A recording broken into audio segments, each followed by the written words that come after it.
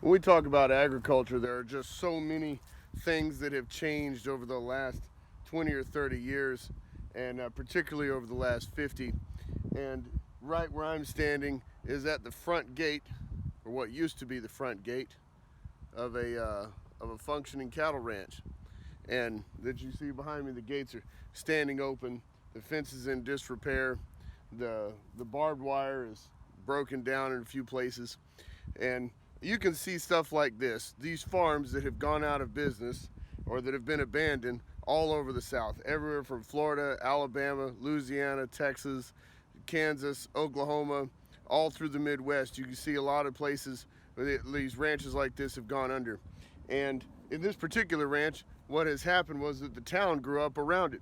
There's a wastewater treatment plant back here. There's a big high school right over there in the distance. So you can see a huge 5A high school, and there's a big golf course right over there that's all bougie and important for rich people or whatever. And what happens is the property value skyrockets. So people buy these farms that have been in the family for generations and generations. This is probably a 100-acre homestead that stayed in a family for many generations.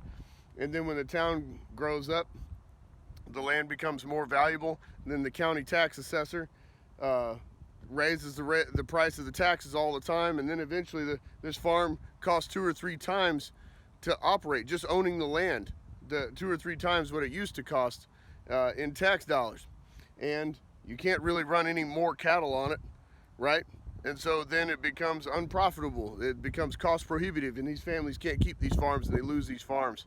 And eventually they get turned into golf courses or, fast food chains and stuff like that, because the family has to sell them on the cheap, right?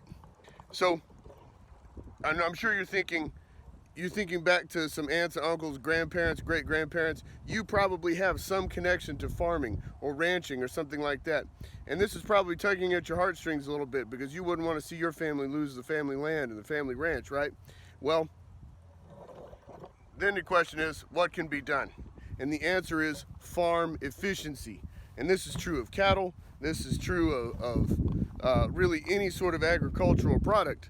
Is rather than buy more land, because that's a cycle of debt, right? Rather than sell the land and get out of it and let it become golf courses and mini malls and stuff, we can improve farm efficiency. But that takes knowledge, skill, and technology. And that's what you're going to keep learning. As farm efficiency goes up, then 2 different things go up.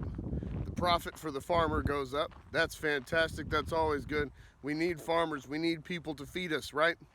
A lot of people don't realize that over 80% of the United States population lives in big cities, major metropolitan areas or urban areas. Those all mean the same thing, big cities. And we've got to be fed, right? So there's a couple of different ways to do that, and one of them is farm efficiency. We got to keep farmers in business.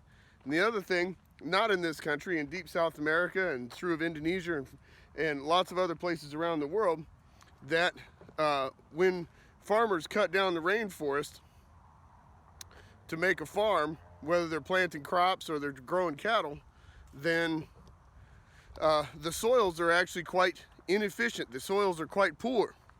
And so they do their farm for a year or 2, then the soil's used up. There's no nutrients at all. Even though they've dumped fertilizer on it and everything else, well, you can't hardly grow anything in it. You can't grow grass for the cattle. You can't grow crops. So what do? Let's cut down more rainforest. And the farms keep expanding and expanding and expanding into wildland areas, which is a huge problem. That's where a lot of our habitat destruction, particularly in rainforests all over the world, wherever the rainforest exists, whether it's northern Australia or South America or in Indonesia or wherever, or in Africa, then the rainforest gets destroyed to make room for farms, but they're inefficient farms. So the path to progress there, one of many paths to progress in rainforest areas, is farm efficiency. If we can make these farms keep growing, grow more and more and more, we don't have to cut down more rainforest. We just need better farming.